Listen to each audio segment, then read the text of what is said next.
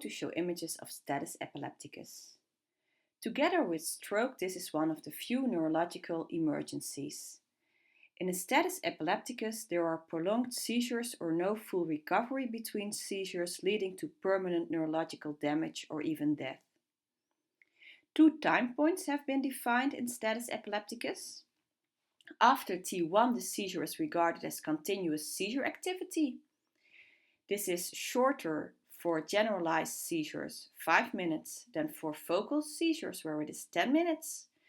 And after time point T2, there's a risk of long-term consequences. And this is half an hour for generalized and an hour for focal seizures. The MR abnormalities in status epilepticus resemble the post-ictal changes that we discussed in the previous brain bit by bit.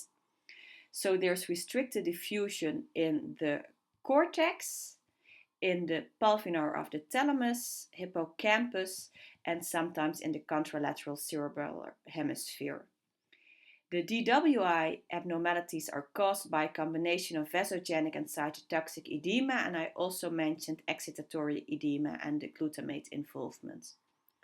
There can also be intramyelinic edema with fluid between the sheets of the myelin.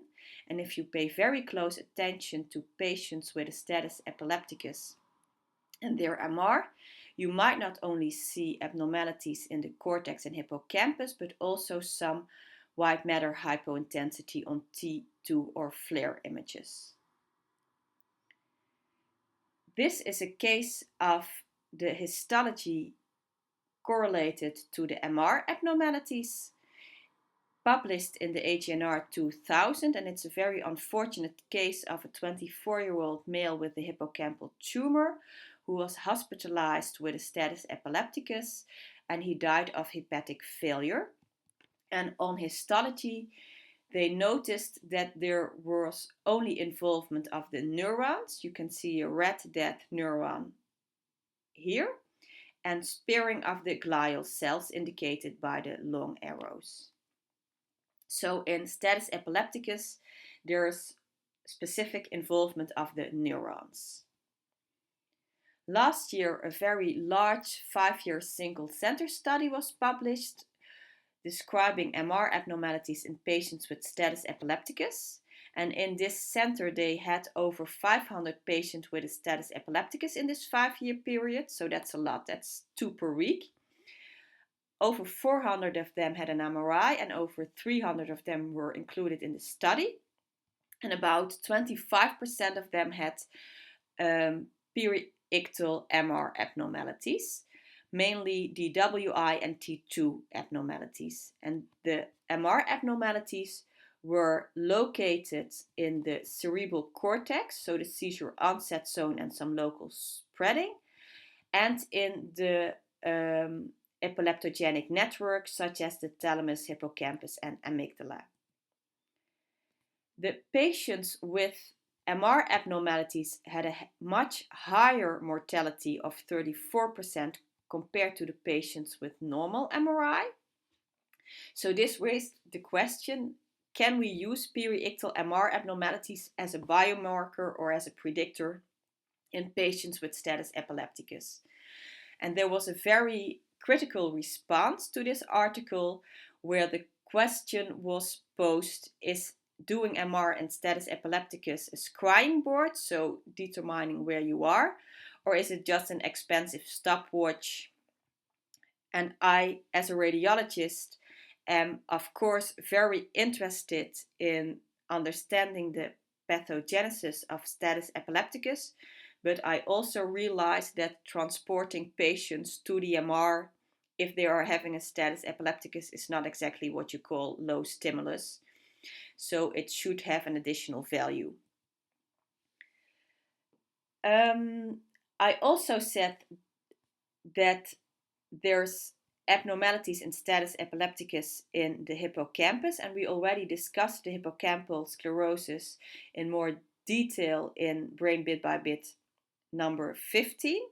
And if you look at the hippocampus and its connections drawn here beautiful by Cargal, you can compare it to a switch box.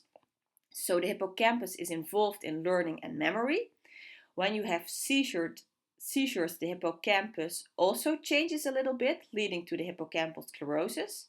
And if you have a partial status epilepticus, the hippocampus changes very quickly.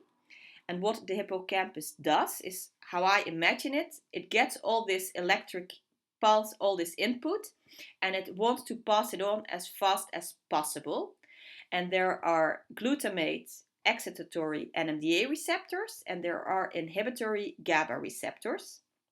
And in a status epilepticus, the hippocampal neurons transport their GABA receptors to the inside of the cell.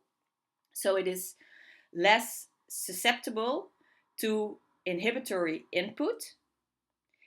And this makes, after a while, the hippocampus also less responsive to drugs such as benzodiazepines. You can see what happens on a cellular level in this mice model of status epilepticus, and it might look like a lot of red and green dots, but if you look at the combined image, you can see here the synaptophysin, so it's the outside of the cell, and it resembles, you can recognize the shape of the synapse, and you can see all the GABA inside the cell, whereas in the controls the GABA is still on the cell surface. Another switch box is the pulvinar of the thalamus that connects to the temporal lobe.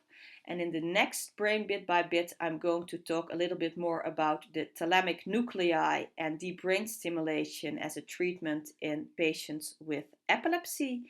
But before I do that, I want to talk about psychogenic non-epileptic seizures that are in the top differential diagnosis of status epilepticus from a clinical point of view.